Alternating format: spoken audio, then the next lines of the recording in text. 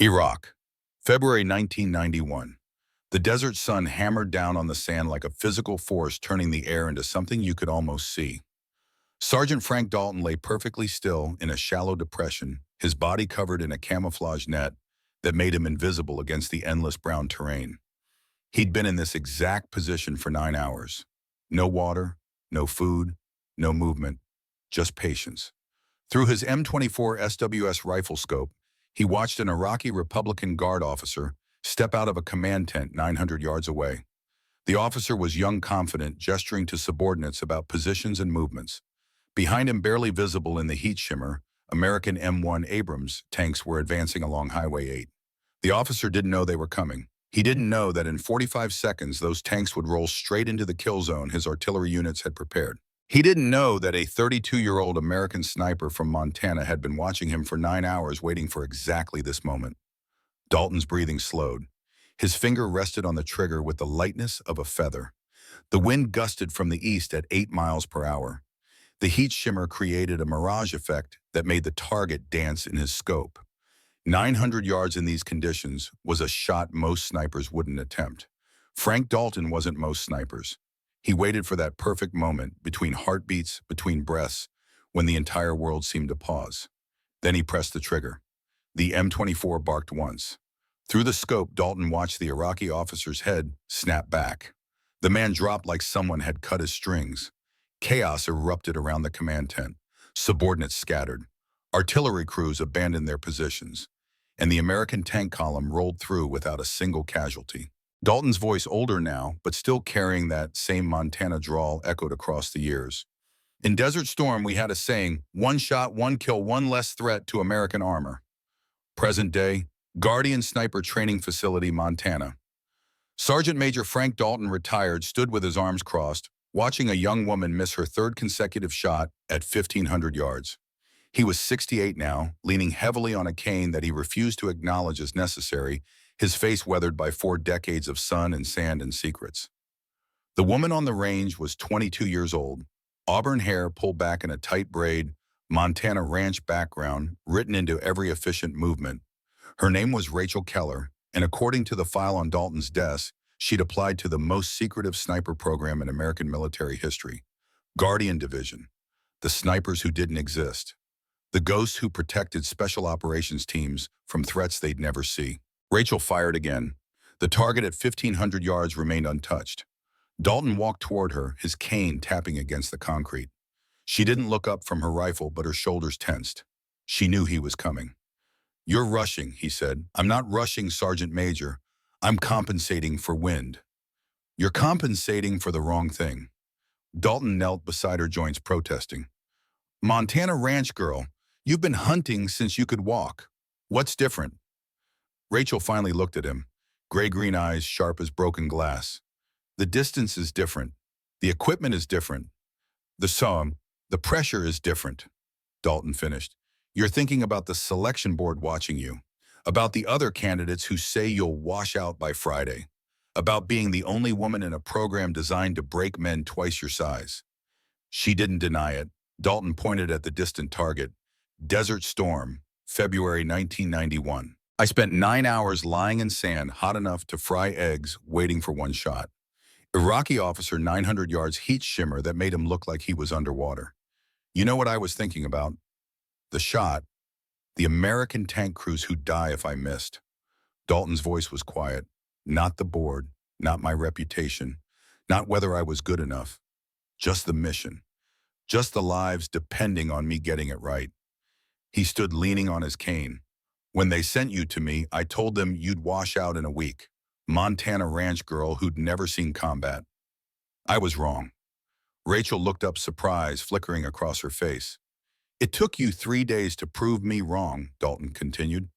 "Now stop proving something to everyone watching and start hitting something 1,500 yards away."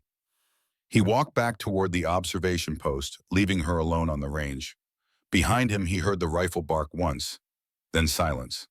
Then the range officer's voice over the radio hit. "Center mass, 1,500 yards." Dalton smiled. Maybe the selection board had been right to ignore his recommendation to wash her out. 6 years earlier, Guardian Selection Board, classified location. The conference room was sterile cold and designed to be intimidating. 5 senior officers sat behind a long table reviewing files with the enthusiasm of men being asked to approve something they already hated. Colonel Patricia Vaughn, the only woman on the board, read from the application in front of her. Rachel Keller, age 22, Montana ranch background, no prior military service, no family military history, physical stats 5'7", 135 pounds. She looked up, applying for the Guardian Sniper Division. Major General Raymond Shaw, 62, Desert Storm veteran, and the board's most vocal skeptic, didn't bother hiding his disdain. Guardian snipers operate alone for weeks at a time, zero support, extreme environments, carrying 80-pound rucks across terrain that kills grown men. His voice was flat. She won't make it past Hell Week. She qualified expert marksman on every rifle the Army uses, Vaughn countered. At a range, with supervision, with safety protocols. Shaw leaned forward. Guardian operations mean lying in frozen mud for 72 hours straight. It means crossing 30 miles of desert with no water. It means making kill shots at ranges most snipers call impossible, then disappearing before anyone knows you existed. He closed the file. Send her to conventional sniper school. She might do fine there. But Guardian Division? He shook his head. She'll quit, or worse, she'll get herself killed and take a special operations team with her. Vaughn looked at the other board members. 3 of them nodded in agreement with Shaw. She turned to the 5th member. Sergeant Major Dalton, you've been quiet. Frank Dalton, 54 at the time, still carrying the weight of Desert Storm in his eyes, looked at Rachel's file for a long moment. Give her to me, he said finally. Shaw blinked. What? 1 month. I'll train her personally. If she can't hack it, I'll wash her out myself. Dalton's voice carried the absolute certainty of a man who'd made 900-yard kills in desert heat shimmer. But if she makes it through my month, you approve her for Guardian selection.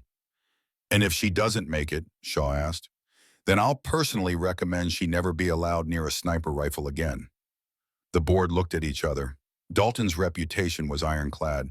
If he was willing to stake it on this ranch girl from Montana, maybe there was something there. Vaughn nodded. 1 month, your training, your call. Dalton stood gathering the file. She'll prove you all wrong. Shaw's response was cold. We'll see. Week 1, Guardian training, Montana wilderness. Rachel Keller discovered that proving people wrong was significantly harder than talking about it. The ruck march was supposed to be 20 miles. 80 pounds of gear, full combat load, across Montana backcountry in November cold. The male candidates, all 12 of them, moved with practiced efficiency, back straight, pace steady. Rachel made it 11 miles before her legs started shaking, 13 miles before she had to stop, 15 miles before Dalton found her sitting on a rock, the 80-pound ruck beside her, tears of frustration freezing on her face. He didn't say anything, just stood there leaning on that cane waiting. I can't do it, she said quietly. I know. She looked up shocked. What? You can't carry 80 pounds 20 miles. Not yet. Probably not for months. Dalton sat down beside her, grunting at the effort. You know what made me a good sniper in Desert Storm? Rachel wiped her eyes. Strength, patience, precision. Understanding that war is 90%, waiting 10% shooting. He looked at the mountains around them. 73 Easting, February 1991. I spent 9 hours in a hide position, 120 degrees, waiting for one shot. Iraqi tank commander 1,100 yards, Desert Mirage, making him dance in my scope. Did you make the shot? I did. Tank commander dropped. American tanks rolled through without taking casualties. Dalton's voice was quiet. But here's what matters. I didn't make that shot because I was strong. I made it because I was patient enough to wait 9 hours for the perfect moment, precise enough to account for heat and wind and distance, and adaptable enough to understand that sometimes the book says one thing and reality says another. He stood. Strength gets you to the hide position, Montana. Patience gets the kill, and you've got patience. I've seen it in your shooting. You just need to learn that strength comes in different forms. Rachel looked at the ruck. So what do? You finish this march, but you don't finish it by being stronger than those men. Dalton pointed at the distant peaks. You finish it by being smarter. Adjust the ruck distribution. Change your gait. Take breaks when they're not looking. Use the terrain to make the weight work for you instead of against you. That's not how they're doing, Bet. No, they're doing it the hard way. Dalton smiled. You're going to do it the smart way. Because Guardian snipers don't win by being strongest. They win by being the last one standing when everyone else has burned out. He started walking. In Montana, the men who are mocking you right now, watch their faces when you cross that finish line. Week 3, isolation test. 5 days alone in the Montana wilderness. November cold, pushing towards 0 degrees. No resupply, no communication, no support, just survival. The male candidates treated it like an endurance test. How much cold could they take? How little food could they survive on? How tough could they prove they were? Rachel treated it like hunting season. She'd grown up on a Montana ranch where winter survival wasn't a test, it was a requirement. Where if you couldn't read weather track game and build shelter from whatever the mountains gave you, you didn't make it to spring.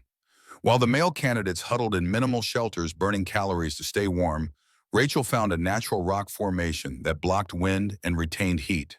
She built a fire that produced almost no smoke using techniques her grandfather had taught her before she could spell her own name. While they rationed the small amount of food they'd packed, she tracked deer-set snares for rabbits, identified edible plants under the snow. While they counted hours until extraction, she settled into the rhythm of the wilderness like coming home. Frank Dalton watched from a mile away, tracking her movements through high-powered optics. She didn't just survive the 5 days. She thrived. On extraction day, the male candidates stumbled out of the wilderness looking like hell.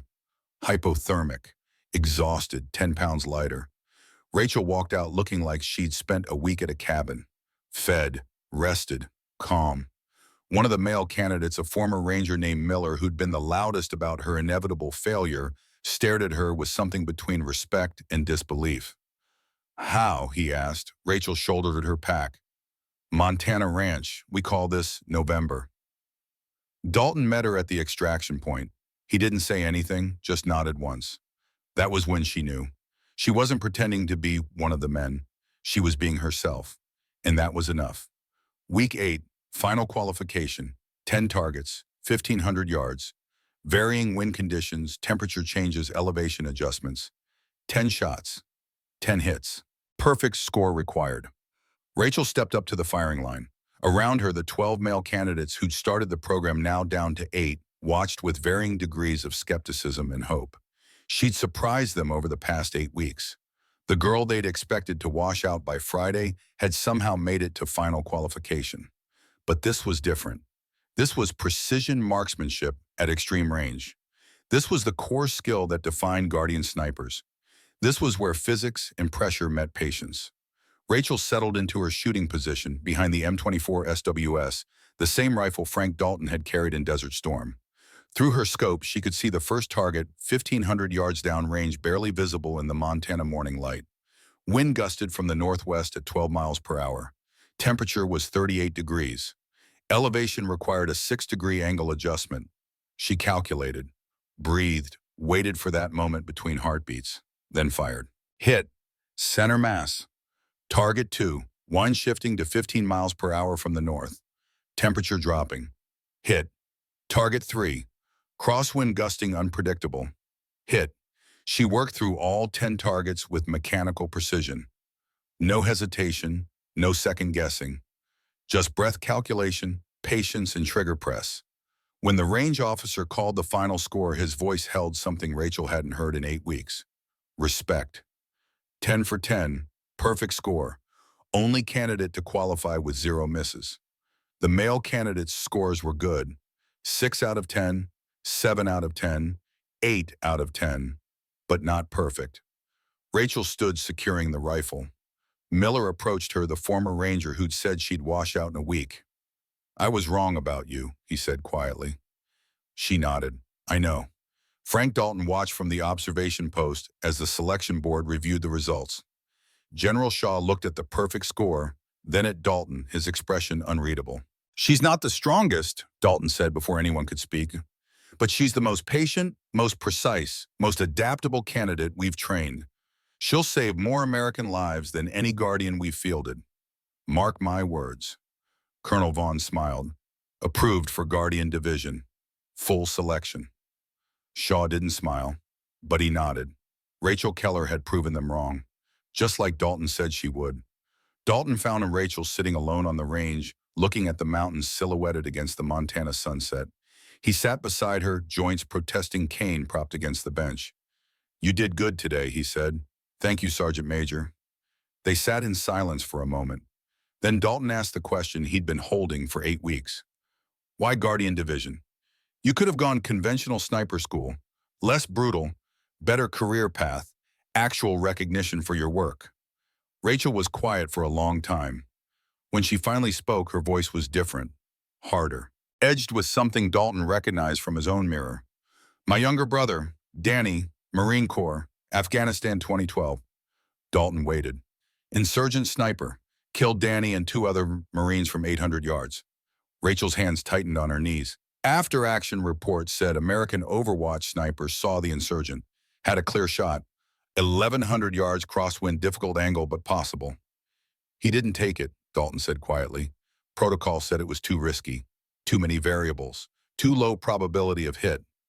Rachel's voice was steady, but Dalton heard the grief underneath. "So he followed doctrine, waited for a better angle, never got it. Danny died because a sniper valued the rule book more than American lives." She turned to look at Dalton. "I was 22. Danny was 20. I watched my parents bury their son because someone followed protocol. And now you want to be the sniper who doesn't follow protocol," Dalton said. "I want to be the sniper who understands when protocol matters and when lives matter more." Rachel looked back at the mountains. "Guardian snipers protect teams who don't even know we exist. We make impossible shots at impossible ranges. We operate alone, no support, no recognition, no credit. And no one can stop you from taking the risky shot when it matters." "Yes," Dalton nodded slowly. "I'm going to tell you something I've never told anyone. Desert Storm, Battle of Khafji, Iraqi battalion attacking Saudi town. Civilian families trapped in the crossfire." Rachel listened. "I had a shot on the Iraqi battalion commander. 1,300 yards heat shimmer, urban environment, moving target through buildings. Impossible shot. Doctrine said wait for better conditions." Dalton's voice was quiet. "I took it anyway." "Did you hit him?" "No, missed by 6 inches, gave away my position, nearly got me killed." Rachel frowned. "Then why?" "Because that miss bought 45 seconds. Long enough for those civilian families to evacuate. They lived." Dalton looked at her. "Rachel, sometimes the right decision is the wrong shot, because trying matters more than succeeding. Those families are alive because I cared enough to treat them." He stood using the cane for leverage. "Guardian Division will teach you to make impossible shots.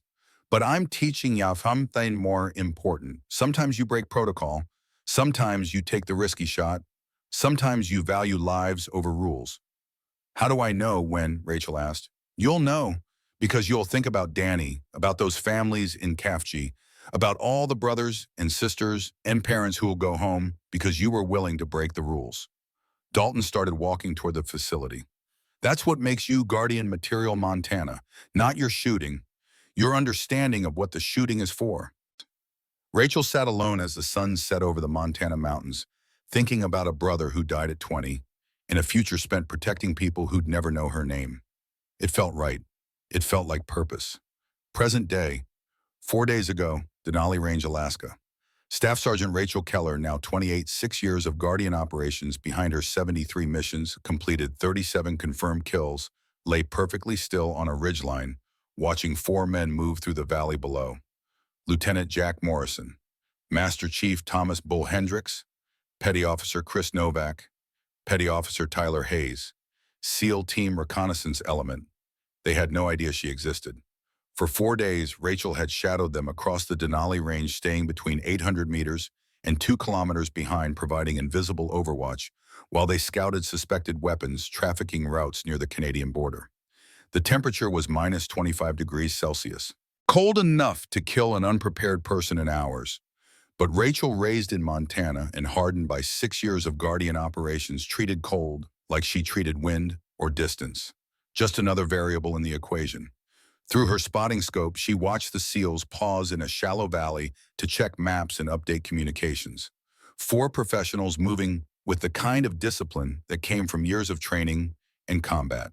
Morrison, 36, team leader, sharp, methodical, by the book. Hendricks, 58, senior enlisted, 35 years in service, Gulf War veteran. The kind of operator who'd seen everything twice and lived to tell about exactly none of it. Novak, 30, solid operator, good instincts. Hayes, 25, youngest on the team, still had that eager energy of someone who hadn't yet learned to be cynical. Rachel had read their files, had memorized their movement patterns, their communication protocols, their tactical preferences. They were good, but they didn't know someone was watching. That was the essence of Guardian operations. The teams you protected never learned your name, never saw your face, never realized their victories often depended on a single figure lying in frozen mud, taking impossible shots while they focused on their missions. Rachel preferred that invisibility. Solitude fit her nature. Isolation felt like peace.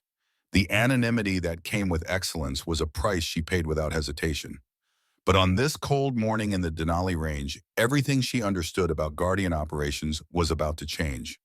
Through her scope, Rachel saw movement on the eastern ridgeline, roughly 1,500 meters from the SEAL's position. She swung her optics and felt ice that had nothing to do with temperature settle in her gut. 20 armed fighters, maybe more, moving with military precision, setting up positions along the high ground, overlapping fields of fire aimed straight into the valley. This wasn't coincidence. This was a planned ambush, and the SEAL team was seconds from walking straight into a kill zone. Rachel keyed her encrypted radio, the one linking her to both the SEAL team and the Tactical Operations Center. SEAL 1 Overwatch. Hostiles establishing ambush positions on your east ridge bearing 085. Approximately 20 fighters with heavy weapons. Recommend immediate relocation. There was a pause.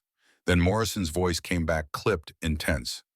Overwatch, confirm hostile intent. We're in a gray zone for engagement rules. Through her optics, Rachel watched the fighters take deliberate positions. Machine guns mounting on bipods, RPG teams kneeling for angles, marksmen setting scopes on elevated points. Intent couldn't be clearer. SEAL 1, they're forming an L-shaped ambush. You're the kill zone, heavy machine guns, multiple RPG teams, 3 confirmed marksmen. This is coordinated, move now. Before Morrison could respond, the first shot split the silence. Rachel saw Chris Novak twist and drop his leg, buckling. Not fatal, but bad enough to trap them. The ambush had begun. Machine gun bursts shredded the valley from multiple points. RPGs hissed through the frozen air and exploded across rock. The SEAL team dove for whatever cover they could find in terrain that offered almost none. Rachel sized up the tactical picture in seconds. Enemy was roughly 1,500 meters from the SEAL's position. She was 800 meters behind the SEALs, which put her approximately 2,000 meters from the ambush line. Extreme range, even in perfect conditions. And these were anything but perfect. Wind gusted in unpredictable bursts. Cold was affecting her ballistics. She was shooting uphill, which made calculations harder. But math was math, and Rachel had 6 years of practice turning bad variables into hits. She swung from her spotting scope to the Mk13 Mod 7, the .300 Winchester Magnum that had been with her through 73 missions. The rifle rose as if by habit. Muscle memory from thousands of repetitions guided every movement. She found the machine gunner who was pinning the SEALs, settled him into her crosshairs. A gust hit. Rachel compensated, shifting her hold by feel as much as calculation. Waited for that natural respiratory pause, that tiny window where everything went still. Then eased the trigger in a slow, deliberate press. The Mk13 barked. Through her scope, she watched the machine gunner snap back and vanish from his position.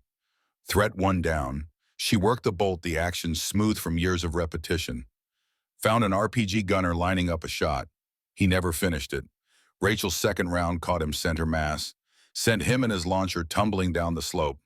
SEAL 1 Overwatch engaging hostile positions at extreme range. Primary machine gun and 1 RPG team neutralized. But you're still taking fire from multiple sectors. Can you displace? Morrison's voice came back tight with controlled panic. Negative, Overwatch. Novak is down with leg wound. We're taking sustained fire from at least 3 positions. We don't have clear routes out of this kill zone. Through her optics, Rachel could see the tactical reality. The SEALs were pinned. Novak couldn't move without help. The rest of the team was burning ammunition trying to suppress an enemy with the advantage of position and numbers. Doctrine said a Guardian sniper stayed put. Keep separation, keep engaging at standoff range. Call for quick reaction force. Rachel checked her mental calculations. Nearest QRF was 45 minutes away by helicopter. Air assets were grounded by deteriorating weather. The SEALs didn't have 45 minutes. They had 10, maybe less. She thought about Frank Dalton's training, about those 9 hours in Desert Storm heat waiting for one shot, about the families in Kafji who lived because he took an impossible shot that missed, about Danny, her younger brother, who died because a sniper followed Doctrine instead of taking the risky shot. Rachel didn't hesitate.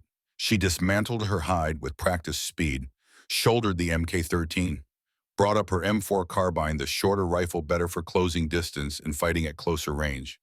The plan was simple. Close distance. Combine precision shooting with aggressive movement. Break the ambush from a range where her skill set and tactical mobility work together. She keyed her to radio one more time. SEAL 1, I'm moving to you. Give me 8 minutes and I'll be close enough to provide direct fire support. Keep your heads down and stay alive.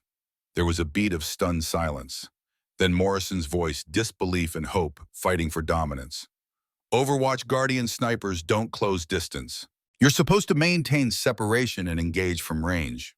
Rachel was already moving boots, finding purchase on frozen rock breath controlled despite the adrenaline. Lieutenant, with respect, the rulebook became irrelevant the moment your position turned into a kill zone. Your team's about to be overrun, and I'm the only asset close enough to do anything about it. I'm moving now. Watch your sectors. Master Chief Hendrick's voice cut in. Older, steadier, carrying the weight of 35 years in a Gulf War combat deployment. That's Frank Dalton's student right there. Morrison didn't argue further. And Rachel Keller, Guardian sniper specialist in extreme range precision engagement operator of 73 missions who'd never revealed herself to a single team she'd protected, broke every protocol in the Guardian handbook. She started closing the 800 meters between her position and the ambushed SEAL team, through terrain that could kill her with a single misstep, in temperatures that would kill her if she stopped moving, toward a fight against 20 armed combatants who had position numbers and the element of surprise. Frank Dalton's voice echoed in her memory. Sometimes doctrine is suicide. Trust your gut, not the manual. Rachel's gut said 4 American warriors were about to die if she followed doctrine, so she broke it. Behind her, the ridgeline she'd occupied for 4 days sat empty. Ahead, the sound of gunfire intensified. And somewhere in that chaos, 4 SEALs fought for their lives, not knowing that the ghost who'd been protecting them from the shadows was about to walk straight into the light. The mission had changed. The rules had changed. And Rachel Keller was about to show everyone exactly why Frank Dalton had spent 2 years teaching her when to break protocol. 8 minutes to change everything. 7 minutes to prove that sometimes the right decision is the impossible one.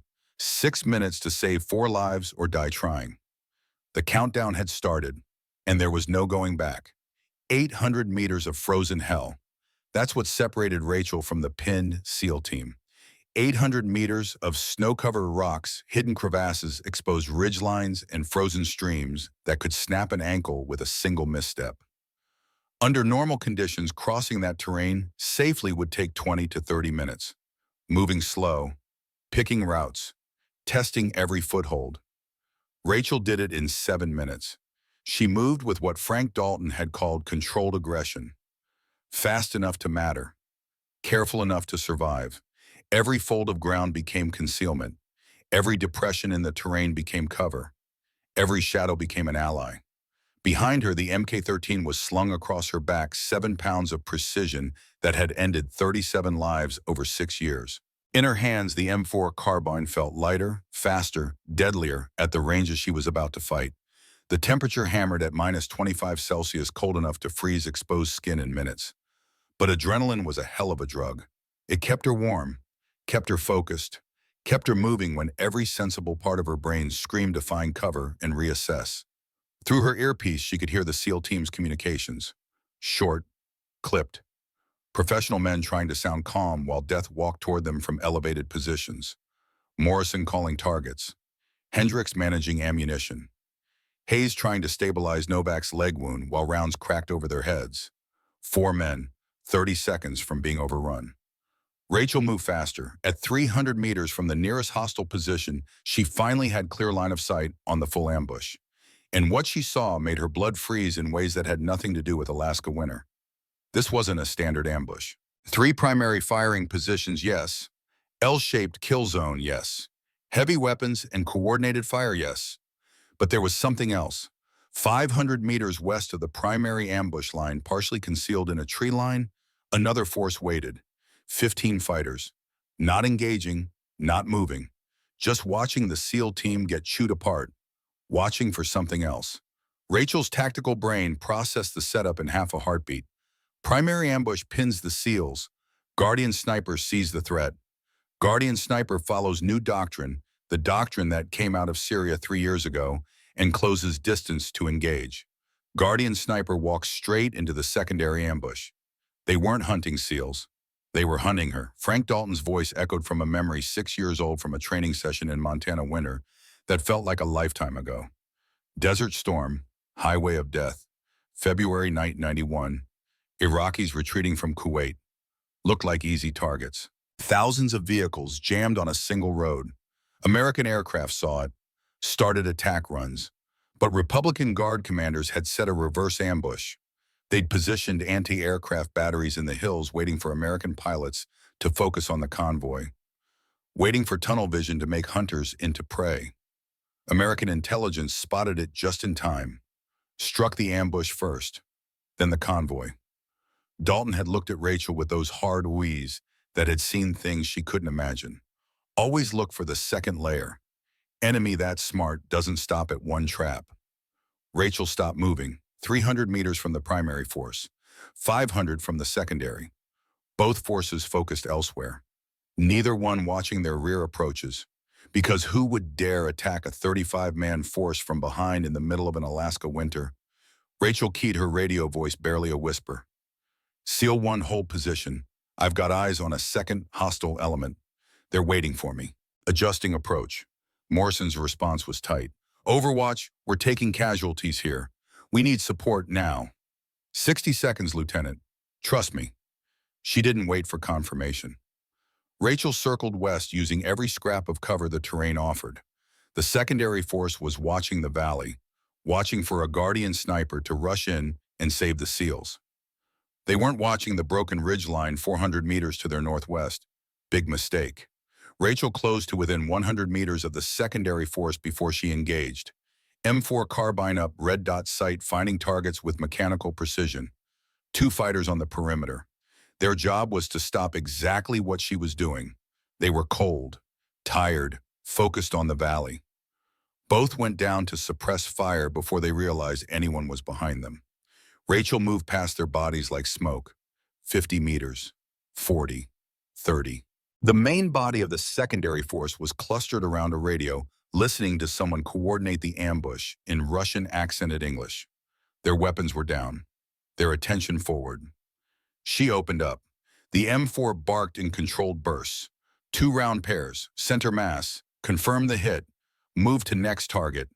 3 fighters dropped in 4 seconds. Another 2 went down before they could turn.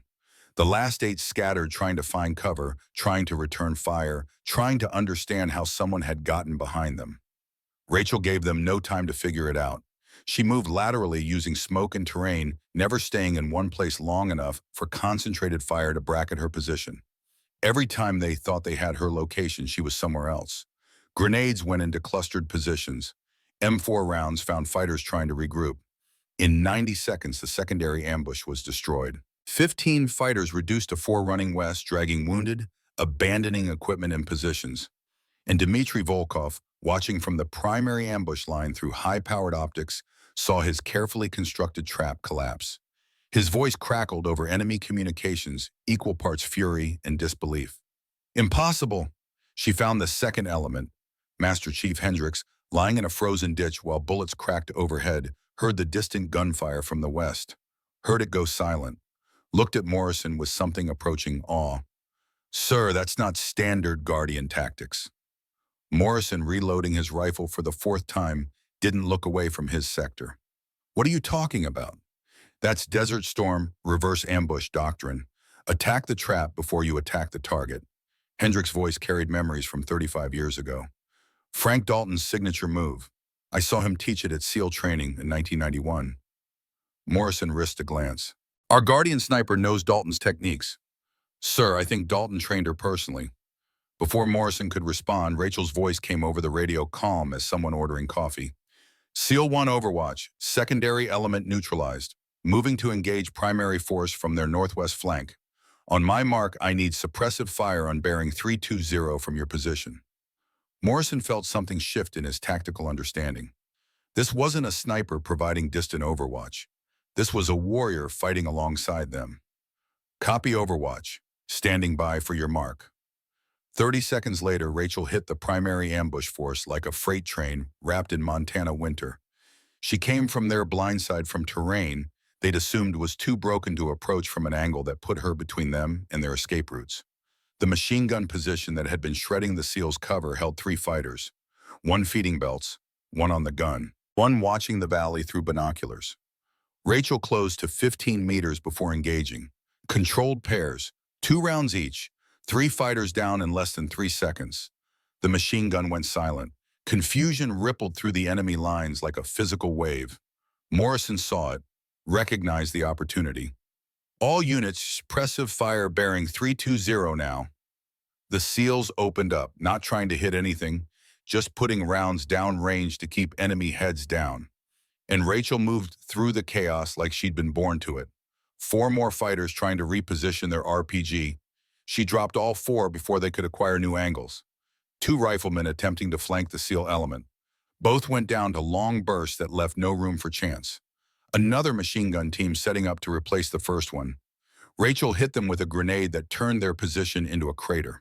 Frank Dalton had taught her close quarters combat in Montana mountains running drills until her hands bled and her body moved without conscious thought. M4 for close work, 50 to 200 meters. Quick pairs, no spray, and pray every round accountable. MK13 for precision shots when distance opened up. 1 shot, 1 kill, no wasted rounds. Grenades for bunch targets.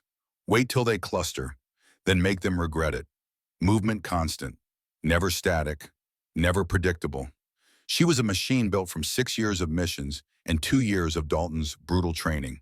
And the ambush that had been designed to kill 4 SEALs and capture 1 Guardian sniper was disintegrating into chaos. Volkov watched his carefully planned operation collapse in real time. 20 fighters in the primary element. Rachel had killed 8 in the first 3 minutes. 15 fighters in the secondary element, reduced to 4 survivors running west. His remaining 12 fighters in the primary force were scattered, panicking, unable to coordinate fire against an enemy they couldn't pin down. He grabbed his own rifle. SVD Dragunov Russian sniper weapon, 7.62 millimeter. 600 meters to Rachel's last known position. If he couldn't capture her, he'd kill her. Volkov was former Spetsnaz, Soviet trained in the 1990s before the USSR collapsed and left men like him without countries or causes. He'd fought in Chechnya, Georgia, Syria. He'd killed Guardian snipers before. He settled into a firing position and started hunting. Rachel was moving between rocks when the first round cracked past her head, close enough to feel the pressure wave, close enough to know it wasn't random fire. Someone was targeting her specifically. She dropped behind cover, switching from M4 to MK13. This wasn't close quarters anymore. Through her scope, she found him. 600 meters, elevated position, professional stance. SVD Dragunov, and a face she recognized from classified briefings. Dmitry Volkov, former Spetsnaz, current mercenary. Firmed involvement in Syria operation 3 years ago, where Guardian sniper Kate Morrison had been killed. Personal just became extremely personal. They traded shots. Volkov's first round hit the rock 2 inches from her head. Her return fire missed him by a hand's width. Second exchange. His round caught her body armor center plate. The impact felt like getting kicked by a horse. Ribs screamed. Breath exploded out of her lungs. But the armor held. She returned fire while he was still watching to see if his shot had connected. Her round took him in the left shoulder. Not fatal, but enough to make him drop behind cover, cursing in Russian. Through her scope, Rachel watched him retreat. 4 remaining fighters with him dragging 2 wounded. She had the shot. 500 meters. He was moving, but she'd made harder shots. Frank Dalton's voice whispered from memory. Dead enemies don't lead you to bigger threats. Live ones do. Rachel held her fire. Let Volkov escape with his 4 survivors. Because a man running from a fight will eventually run somewhere important, and she needed to know where that somewhere was. Morrison's voice crackled over the radio, urgent and confused. Overwatch unknown friendly, identify yourself and your position. You're disrupting hostile fire, but we can't support you unless we know where you are. Rachel reloaded on the move breast, still short from the body armor impact. SEAL 1, this is Overwatch. 200 meters northwest of your location, engaging hostile element from their rear. I've eliminated their primary machine gun and reduced their effective strength by approximately 2/3. But I'm taking direct fire from their commander. A pause. Then Morrison's voice came back somewhere between disbelief and something that might have been relief. Overwatch, you're the Guardian sniper. I thought you operated from distance. Rachel moved to new cover checking sectors. Normally I do, Lieutenant. Today I'm improvising. Can you put suppressive fire on bearing 320 from your position? I've got enemy fighters trying to regroup that direction. Copy. Stand by for support fire. The SEALs answered with surgical precision on the positions Rachel marked. Their rounds forced the enemy to seek cover, breaking their attempts to mass against her. With that pressure eased, Rachel shifted again. New position, new angles, new opportunities. She worked through the remaining fighters methodically, an RPG gunner trying to find a lane on the SEAL position. 700 meters, 1 shot. He dropped. 2 riflemen attempting to flank. 400 meters, controlled pairs, both down. Another machine gun team trying to set up on higher ground. 500 meters, MK-13 barked twice. Team eliminated. Each engagement was quick and ruthless. See the threat, engage with controlled fire. Confirm the hit. Move before return, fire could bracket her position. Under pressure from 2 directions, the hostile formation collapsed. What had started as a professional ambush unraveled into frantic withdrawal. Some fighters tried to fall back across open ground. Rachel interdicted them with precision fire that made distance meaningless. Others attempted to dig in and hold. The SEALs coordinated with Rachel's marks and eliminated them with overlapping fire. In 20 minutes of sustained combat, 35 enemy fighters had been reduced to 9 survivors running west across broken terrain. Rachel ran a careful scan for lingering threats. Found none. Keyed her radio. SEAL 1 Overwatch. Hostile force neutralized or dispersed. Your position is secure. I'm moving to you to assist with casualty care. She closed to the SEAL position cautiously, announcing each approach, waiting for verbal confirmation before stepping into view. When she finally drew near the rocky depression where 4 exhausted SEALs had been fighting for their lives, she pulled back her white winter hood. Auburn hair braided tight, gray-green eyes that missed nothing. Thin scar over her left brow from a Syria operation that had killed her partner. She looked younger than her 28 years. Looked like she should be teaching school or running a ranch. Looked like anything except someone who'd just eliminated 16 enemy fighters in 20 minutes of close-quarters combat. 4 SEALs stared at her like they were trying to reconcile a dozen contradictions at once. Rachel moved straight to where Chris Novak sat against a rock, his leg bleeding through a crude field dressing his teammates had applied. Let me see that wound, she said, kneeling and opening her trauma kit. Her hands moved with practiced efficiency, checking the dressing, confirming the bullet had passed through muscle without striking bone or major vessels, administering pain medication, securing a proper pressure bandage.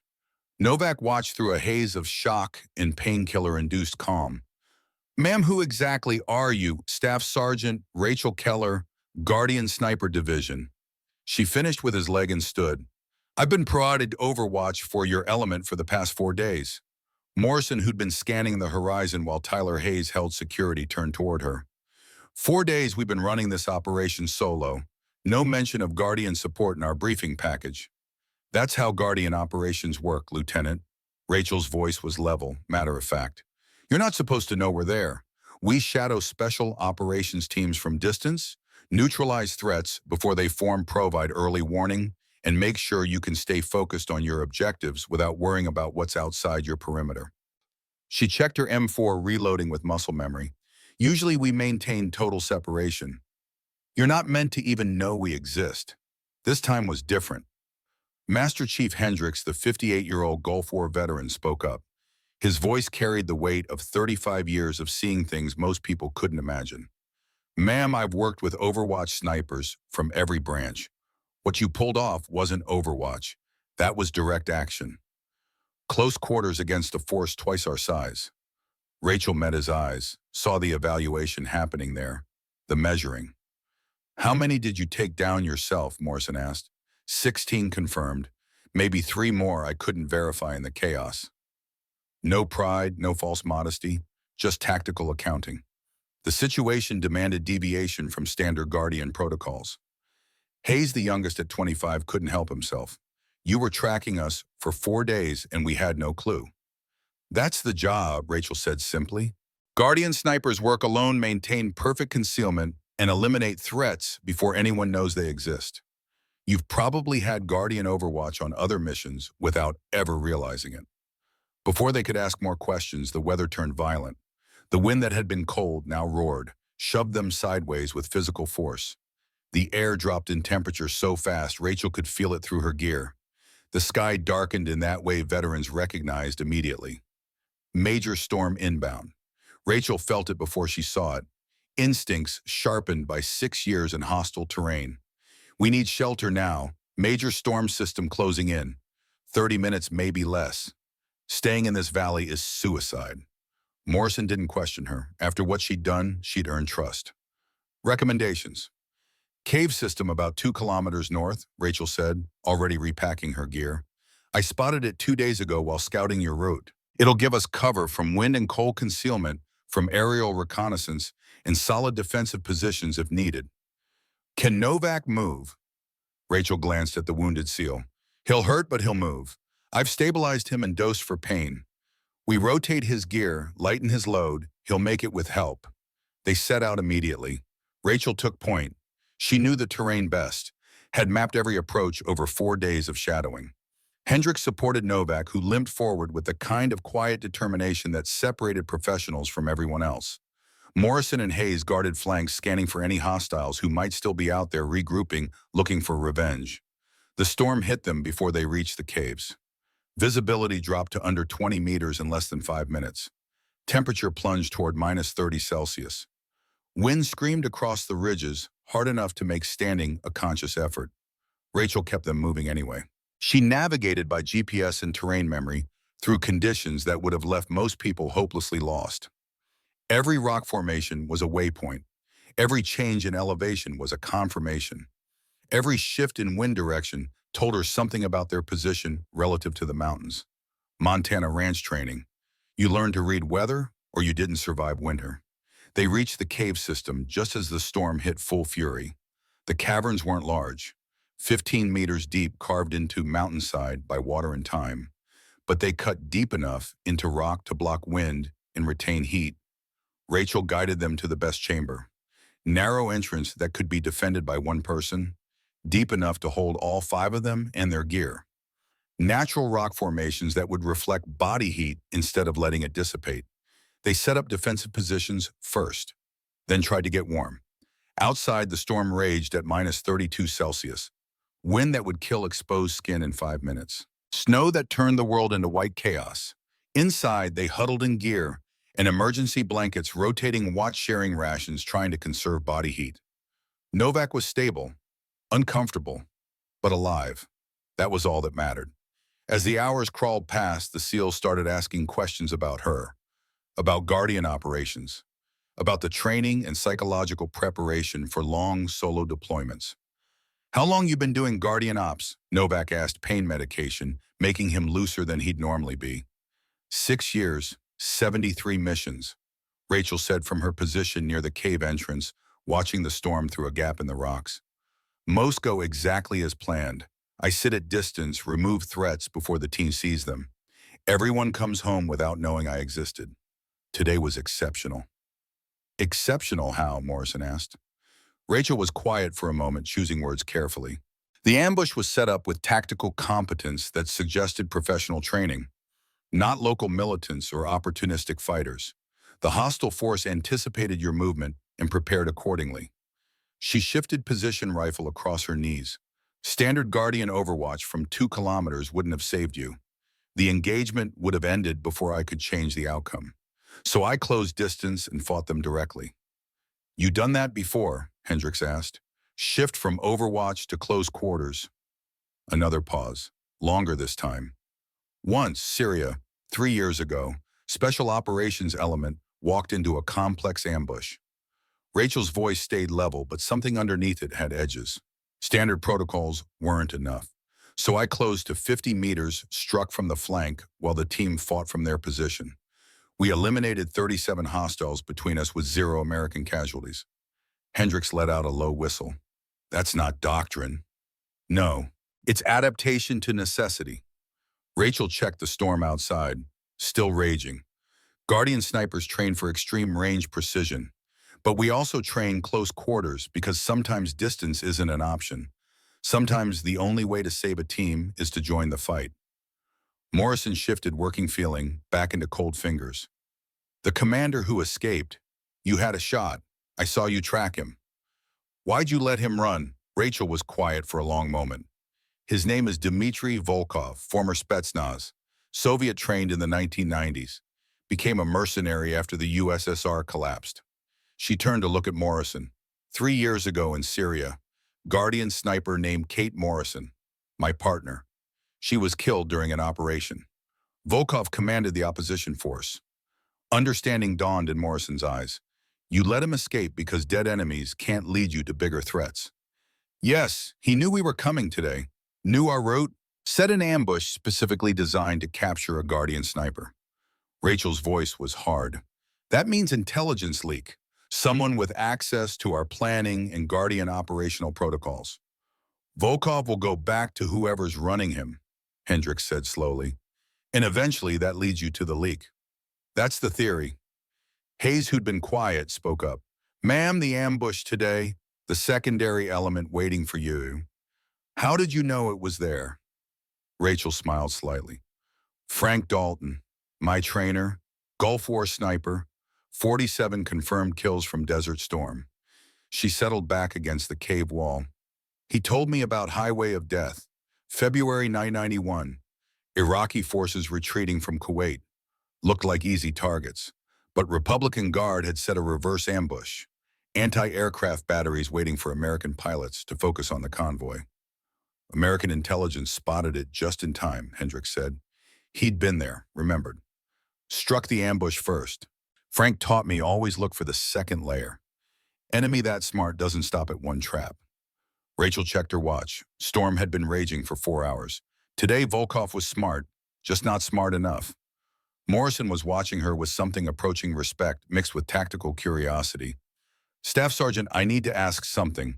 You saved our lives today, pulled us out of an ambush we never saw coming, then kept us alive through a storm that would have killed us in that valley. Why do you do it? Operate alone for days, no recognition, no credit. Rachel sat in silence for a long time, her gaze fixed on the cave entrance where the storm still raged, though its fury was finally starting to fade.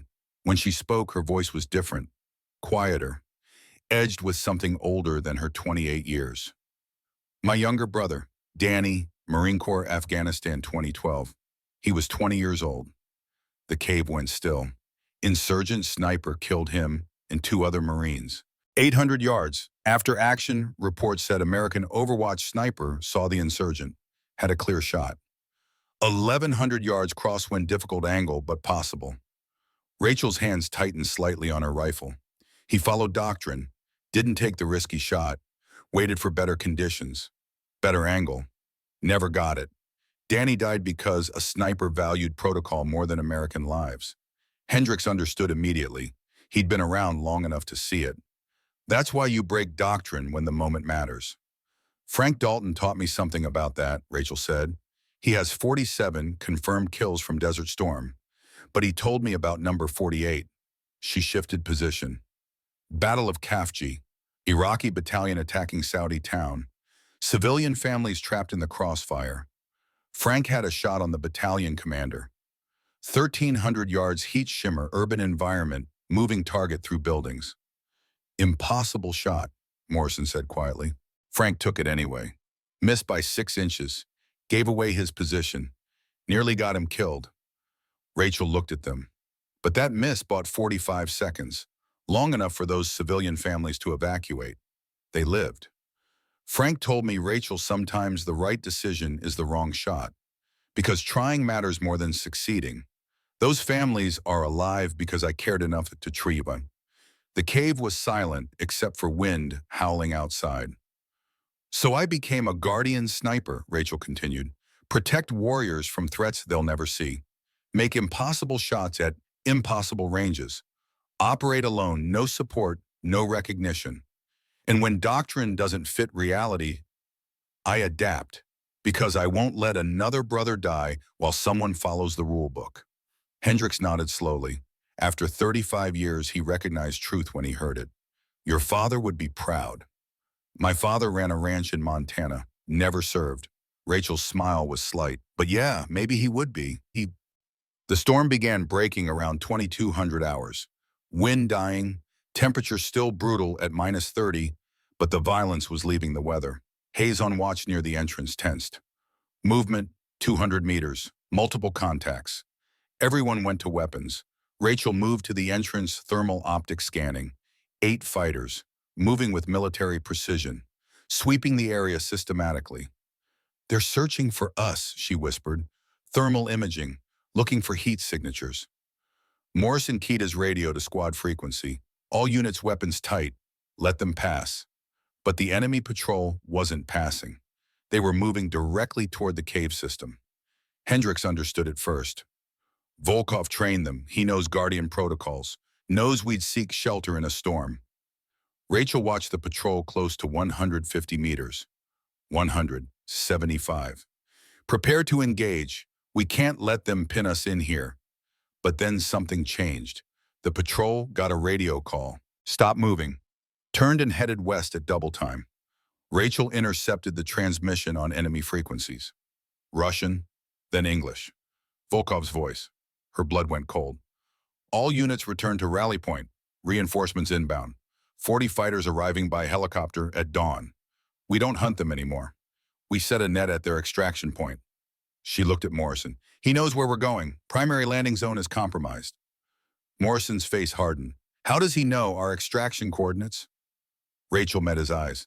Same way he knew your route today. Same way he set an ambush with Guardian-specific tactics. Someone in your chain of command is feeding him information. The implications hung in the cold cave air like something physical. Hendricks spoke first. Then we can't go to primary LZ. It'll be a slaughter. Guardian contingency site, Rachel said. 30 kilometers north. Not in any SEAL briefing. Not in any official planning documents. Guardian emergency protocol only. Novak can barely walk 2 kilometers, Hayes said. Gitamam. 30's impossible. Then we carry him, Rachel said flatly, because if Volkov's waiting at primary LZ with 40 fighters and we walk into it, we're all dead. Morrison looked at his team. At Novak, wounded but determined. At Hayes, young but solid. At Hendricks, 68 years old between them all, and still the steadiest man in the cave. Then at Rachel, the Guardian sniper who'd appeared out of a blizzard, killed 16 enemy fighters and saved their lives. We move at first light, 0600, 30 kilometers to Guardian contingency site. He looked at Rachel long. You lead. We follow. Outside, the storm finally broke. Stars appeared through clearing clouds. And somewhere out there, Dmitry Volkov was setting a trap. But Rachel Keller had spent 6 years being the hunter. She wasn't about to become prey. Not today. Not ever. 0600 came cold and clear. The storm had passed, leaving the Denali Range buried under fresh snow that turned the landscape into something beautiful and deadly. -28 Celsius, clear skies, 30 kilometers between them and safety. Rachel stood at the cave entrance, watching the pre-dawn darkness fade into gray light. Behind her, 4 SEALs prepared for a movement that would push them all to the edge of human endurance. Chris Novak's leg was stable but compromised. Every step would be agony. Tyler Hayes and Bull Hendricks would rotate supporting him, but that meant slower pace, more exposure, higher risk. Lieutenant Jack Morrison checked his GPS coordinates one final time, then looked at Rachel. Guardian contingency site. You're certain Volkov doesn't know about it. Guardian emergency protocols aren't shared with anyone outside the program. Not SEAL Command, not task force operations, not even most Guardian snipers. Rachel shouldered her pack.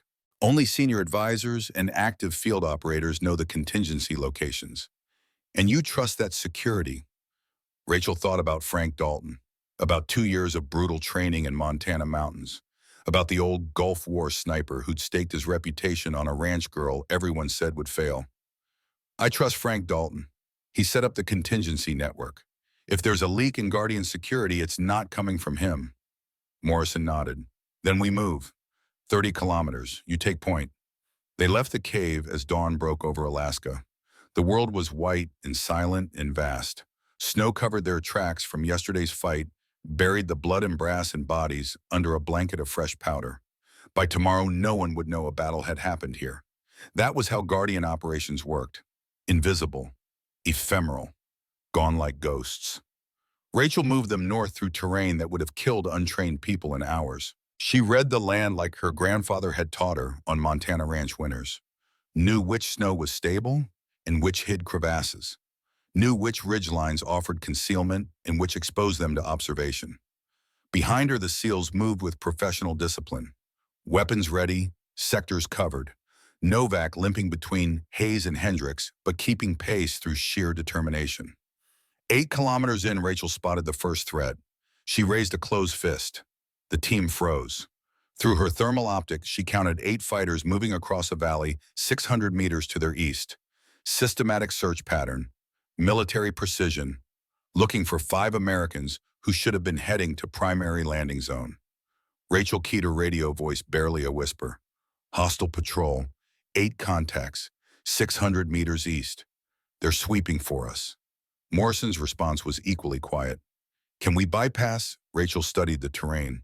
The patrol was moving along the valley floor. The Americans were on high ground in broken rocks and scattered trees. Affirmative. There's a ravine system 300 meters west. We use that, stay below their line of sight, let them pass. Your call, Staff Sergeant. Rachel led them into the ravine system. Steep walls, narrow bottom, perfect concealment from lateral observation. They moved through in silence, weapons ready, every sense straining for contact. The enemy patrol passed 600 meters away, oblivious to 5 Americans sliding through dead ground like water through cracks. Hayes whispered as they cleared the danger area. How did you know they'd take that route? Terrain funnels movement, Rachel said, not stopping. Frank Dalton taught me that. Gulf War 991.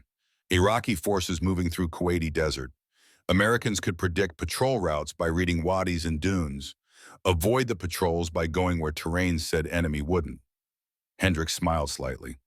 Frank taught me the same thing. SEAL training 991, right after Desert Storm. They kept moving, 18 kilometers in the second encounter. This time there was no avoiding it. Rachel spotted the 4-man observation post from 800 meters. They were positioned on high ground overlooking the only viable route north. No way around, no way to bypass without adding 6 hours to the movement. And they didn't have 6 hours. Volkov's reinforcements would be converging on primary LZ by now. Soon they'd spread out searching. Rachel assessed the tactical problem.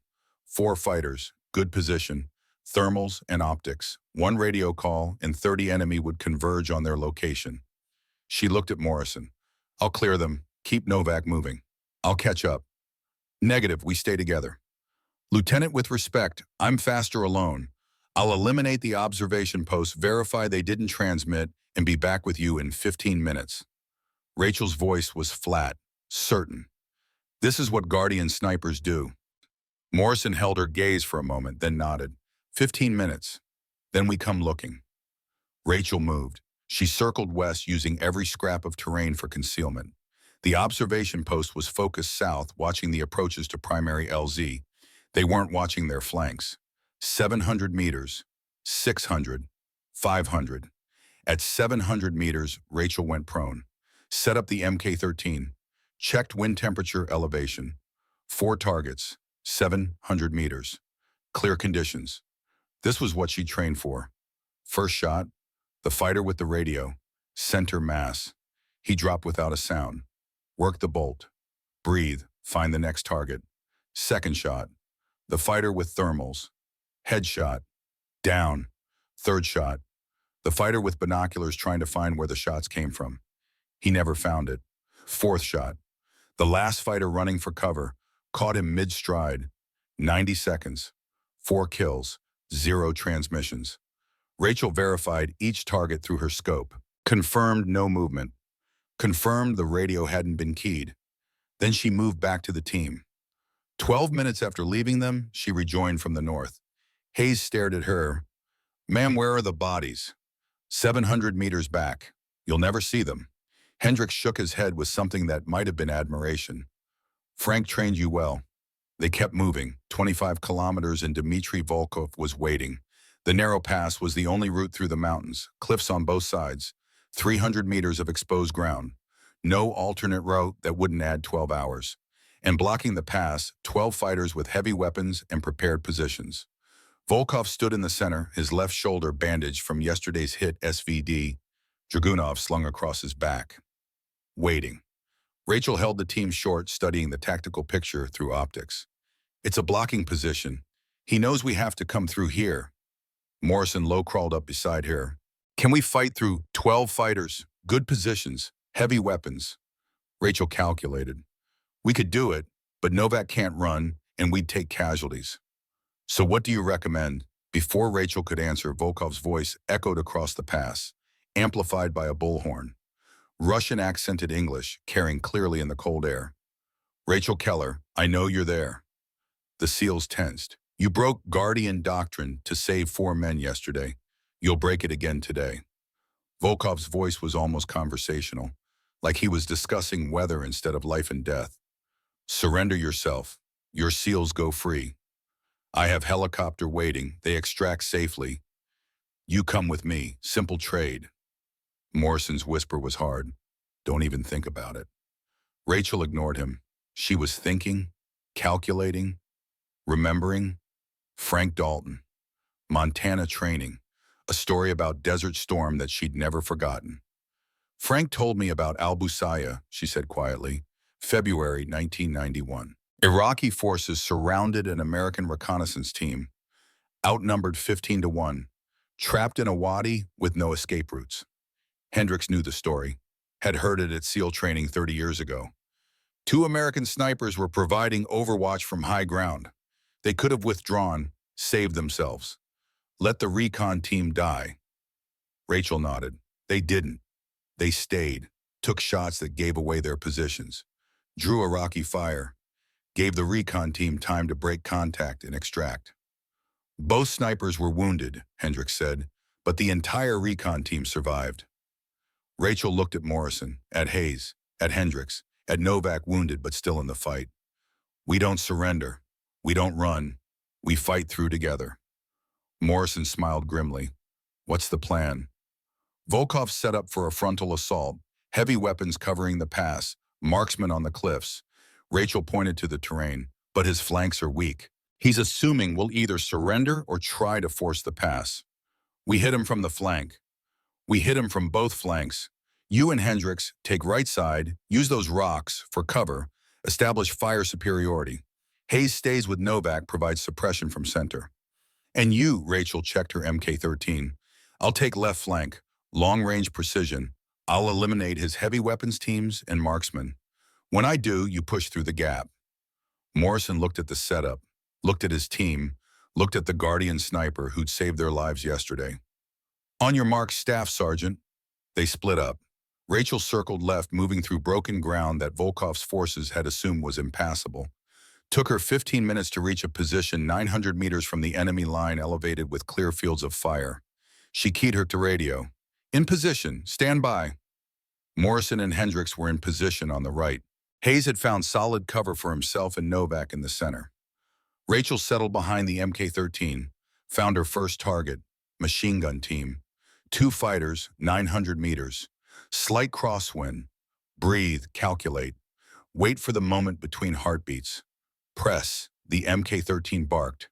Through her scope, the machine gunner dropped. Work the bolt. Find the second fighter reaching for the gun. Press, 2 down, RPG team on the cliff.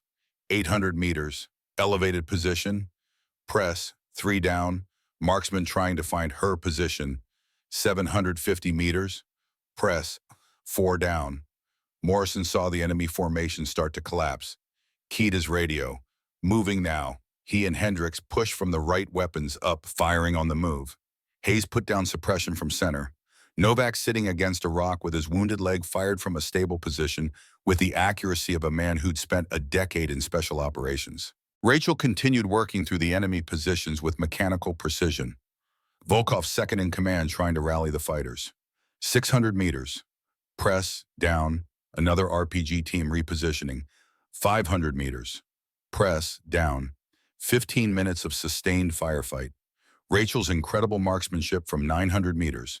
Morrison and Hendricks' aggressive assault from the flank. Hayes and Novak's steady suppression. Coordination like they'd been working together for years instead of 36 hours. The enemy formation shattered. 12 fighters reduced to 3 survivors, and Dmitry Volkov, his shoulder wound bleeding through the bandage, his tactical plan in ruins. Rachel had him in her crosshairs. 500 meters. Clear shot. He was moving, but she'd made harder shots. Frank Dalton's voice whispered from 6 years of training. Dead enemies don't lead you to bigger threats. Live ones do. Rachel held her fire. Watched Volkov retreat with his 3 remaining fighters dragging wounded, abandoning positions and equipment. Morrison pushed through the pass, secured the position, then looked back at Rachel with confusion. You had the shot. Rachel joined them, reloading the MK-13, and I chose not to take it. Why, because Volkov knows things. Who's leaking intelligence? How they're getting SEAL operational plans. How they knew Guardian doctrine changed after Syria. Rachel slung the rifle. Dead, he's just another body. Alive, he leads us to answers. Hendricks understood. That's tactical maturity right there. That's Frank Dalton's training, Rachel said. Sometimes the mission is bigger than the kill. They kept moving, 5 kilometers to the Guardian contingency landing zone. They made it in 90 minutes, pushing through exhaustion and cold and Novak's constant pain. The LZ was a sheltered valley invisible from aerial observation, marked only on Guardian emergency protocols. Morrison called for extraction on secure frequencies. Viper 6, this is SEAL 1. Emergency extraction, Guardian contingency site, Delta 7. 1 urgent casualty, 4 ambulatory. The response came back fast. SEAL 1, Viper 6. Birds inbound 20 minutes. Mark LZ. Morrison looked at Rachel. You saved our lives, twice. I need to put that in my after-action report. No, sir, you don't. Staff Sergeant, Lieutenant, if you detail Guardian sniper operations in official reports, you compromise the entire program. Rachel's voice was firm. Future teams won't have our protection because the enemy will start hunting for us. Morrison struggled with it. So what goes in the report? That your element encountered a superior force, that you defended your position through superior tactics and firepower, that you eliminated the hostile force and displaced to secondary LZ under adverse weather conditions, that you extracted on schedule with 1 minor casualty. All true, Hendricks noted. All incomplete, Morrison said. Welcome to Guardian Operations, sir. We exist in the incomplete parts of reports. 20 minutes later, 2 Blackhawks thundered low into the valley. The SEALs loaded up, securing the perimeter until rotors kicked snow into a blizzard. Rachel climbed aboard last, taking her usual spot by the door where she could watch the ground until they were clear of hostile territory. As the helicopters lifted from the frozen wilderness, she felt that familiar mix of relief and melancholy that always followed missions. The shift from solitude to civilization never came easy.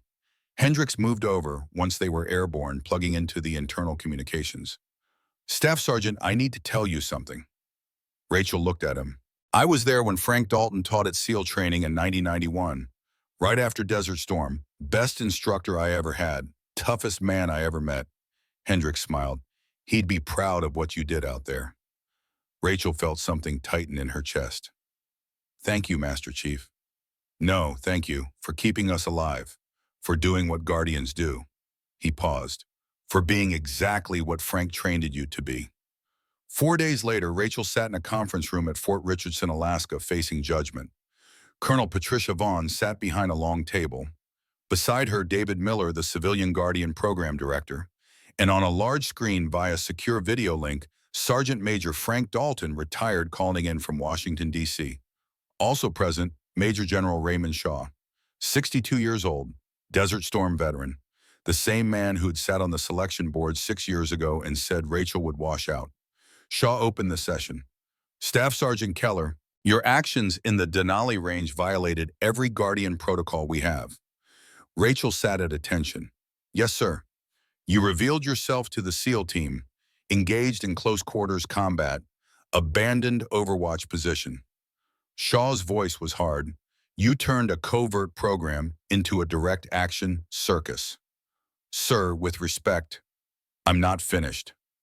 Shaw leaned forward.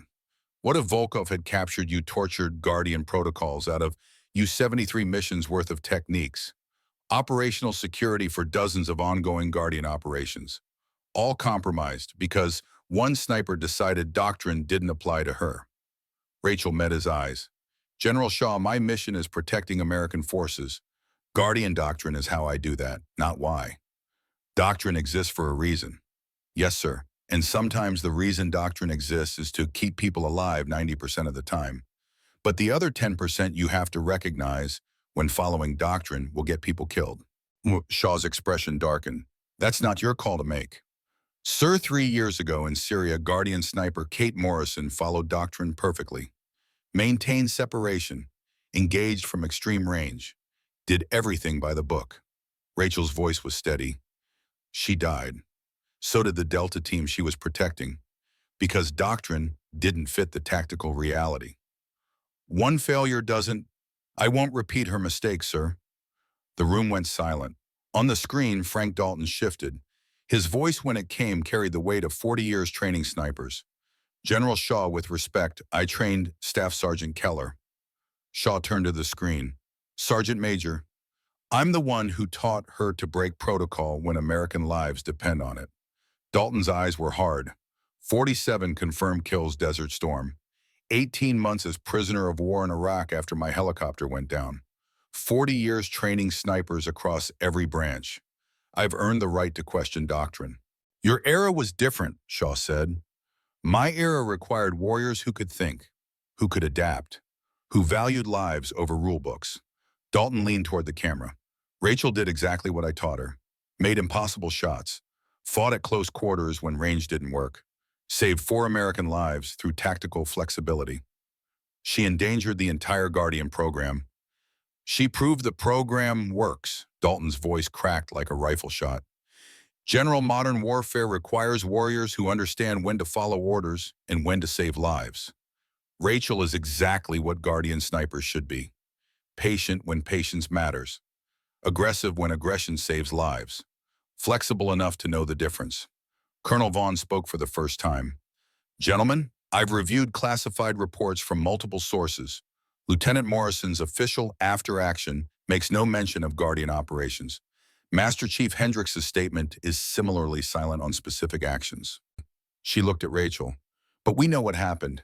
You saved 4 Americans, eliminated significant hostile force, exposed an intelligence leak in our operational planning, did it all while operating under extreme conditions with zero support. Ma'am, Shaw started, I'm not finished. Vaughn's voice was steel-wrapped in silk. Here's my decision. Staff Sergeant Rachel Keller, you're promoted to Sergeant, first class, effective immediately. Rachel's expression didn't change. You're assigned as lead instructor for Advanced Guardian Operations, effective in 30 days. Shaw stood. Colonel, you can't. I can and I am. We're creating a new role within Guardian Division. Advanced operators trained and authorized to transition between long-range Overwatch and direct action as tactical situations demand. Vaughn looked at Rachel. But there's a price. You're grounded from field operations for 12 months. You broke protocol twice in your career. Syria and Alaska. Both times you saved American lives. Both times you endangered the program. You'll spend the next year teaching the next generation. Train them in long-range precision. Train them in close quarters flexibility. Most importantly, train them when to follow doctrine and when to adapt. David Miller added, we're selecting 12 candidates for the first Advanced Guardian class. You'll train them. If they succeed in the field, the program continues. If they fail, General Shaw shuts down the entire advanced Guardian concept. The weight of it settled on Rachel's shoulders. 12 students, the future of Guardian tactical flexibility, all depending on whether she could teach what she'd learned instinctively. I accept, she said quietly. On the screen, Dalton smiled. Rachel, one more thing. You let Volkov escape twice. Yesterday at the pass and the day before after the sniper duel. Why? Because dead enemies can't lead us to intelligence leaks, Sergeant Major. Living enemies can. But Dalton's smile widened. Fun. That's tactical maturity. You're ready to be a teacher. Shaw didn't look happy, but he nodded curtly.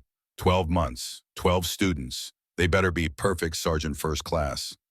They'll be Guardian quality, sir, just like Frank taught me.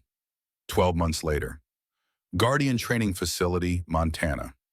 Rachel stood on the same range where she'd missed her first shots 6 years ago, where Frank Dalton had told her she'd wash out in a week, in front of her 12 candidates. 8 men, 4 women, all volunteers, all experts in their respective sniper programs, all about to learn that Guardian standards made their previous training look like summer camp. One shot, one kill, Rachel said, walking the line. That's what you learned in conventional sniper school. Guardian snipers follow different math. One life saved is worth 10 kills. You're not here to hunt enemy. You're here to protect Americans. She stopped in front of a candidate who'd been Delta Force. Hard eyes, confident. What's your mission, she asked him. Eliminate threats, Sergeant First Class. Wrong. Your mission is ensuring American warriors go home alive. Sometimes that means eliminating threats from 2 kilometers.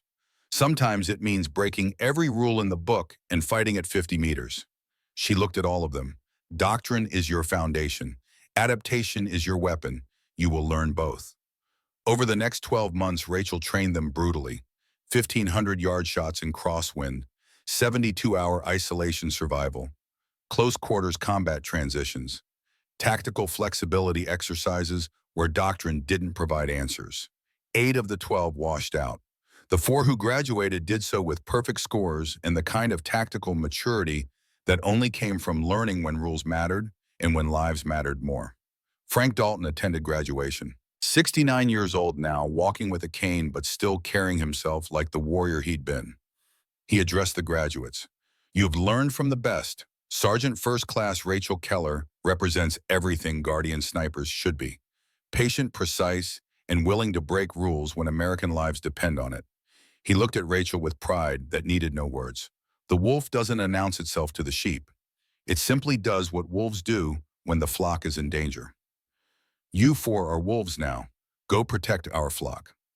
3 years after the Denali Range operation, Commander Jack Morrison led a SEAL element through the Canadian Arctic. Heavy contact, his team pinned down by superior force. Outnumbered and outgunned. Morrison's radio crackled with a familiar pattern of speech. SEAL actual overwatch. I have eyes on your position and the hostile force. 24 personnel with crew-served weapons L-shaped ambush. Recommend displacement bearing 295. I'll provide covering fire. Morrison smiled despite the bullets cracking overhead. Overwatch Guardian identification. Classified, sir, but I trained under Keller and Dalton before her. Morrison moved his team on the Guardian's mark. Precision covering fire from impossible range eliminated threats before his SEALs even saw them. They extracted without casualties. Morrison never learned if the voice belonged to one of Rachel's 4 graduates or someone those 4 had trained in turn. The call sign was deliberately neutral, preserving the operational security that made Guardian operations work. But somewhere out there, a Guardian was watching. Rachel Keller continued field operations for another 7 years after her 12-month teaching assignment. Final statistics classified in Guardian archives. 214 confirmed kills across 94 operations. 43 advanced Guardian operators trained directly. Those 43 trained 87 more. 130 Guardian snipers traced their lineage back to a Montana ranch girl who proved everyone wrong. She never sought recognition, never gave interviews, never posed for official photos. Her service remained classified. But in secure briefing rooms across special operations commands, senior officers knew about Guardian snipers. knew about the advanced operators who moved seamlessly between long-range precision and close-quarters combat. And they all knew the story of Denali Range, when a Guardian sniper named Rachel Keller broke protocol, charged into an ambush, and saved 4 American lives through impossible marksmanship and fearless aggression. They couldn't speak of it publicly, but they never forgot. 10 years after that cold morning in Alaska, Rachel stood on a Montana range teaching a new class of Guardian candidates. The youngest was struggling with a 1,500-yard shot, 3 misses, frustration building, confidence cracking. Rachel sat beside her. "You're rushing." "I'm compensating for Wind Sergeant First Class." "You're compensating for the wrong thing." "Montana Ranch. You've been hunting since you could walk. What's different?" The young woman looked at her. "The pressure." Frank Dalton spent 9 hours lying in desert heat waiting for one shot. Iraqi Commander 900 yards heat shimmer. You know what he was thinking about? The shot. The American tank crews who'd die if he missed. Rachel's voice was quiet. Not the board, not his reputation, not whether he was good enough. Just the mission. Just the lives depending on him. She stood. Stop proving something to everyone watching. Start hitting something 1,500 yards away. The young woman settled behind her rifle. Breathed, calculated, waited, pressed, hit, center mass. Rachel smiled the same way Frank Dalton had smiled at her 10 years ago. Her phone buzzed. Encrypted message. Unknown number. "Congratulations, Rachel. 43 students, all learning your tactics. But I've been learning too, studying your methods, your students' methods. When we meet again, I'll be ready for everything Dalton taught you, and I'll still take you alive. For Moscow, for revenge, for the future. DV." Rachel deleted the message. Expression calm. She turned to her class. "Today's lesson: enemy counter Guardian tactics. Because there's always someone hunting the hunters." A student raised a hand. "Sergeant First Class, have you ever been hunted?" Rachel looked at the Montana mountains. Thought about Dmitry Volkov somewhere out there learning, adapting, waiting. "Yes, and I'm still here." That's the lesson. Later that evening, alone on the range, Rachel thought about Frank Dalton, about Danny, her brother who died at 20, about Kate Morrison, her partner who followed doctrine in Syria, about 4 SEALs who went home to their families because she'd been willing to break rules, about 130 Guardians carrying her legacy forward. The wolf doesn't announce itself to the sheep, Frank had taught her. It simply does what wolves do: protect the flock. Always. Rachel Keller had spent 10 years being that wolf. And somewhere out there, American warriors were alive because someone in the shadows had made the impossible possible. That was enough. That would always be enough. The mission continued. The watch never ended. And Guardian snipers would always be there. Invisible, unknown, unstoppable, protecting the warriors who'd never know their names.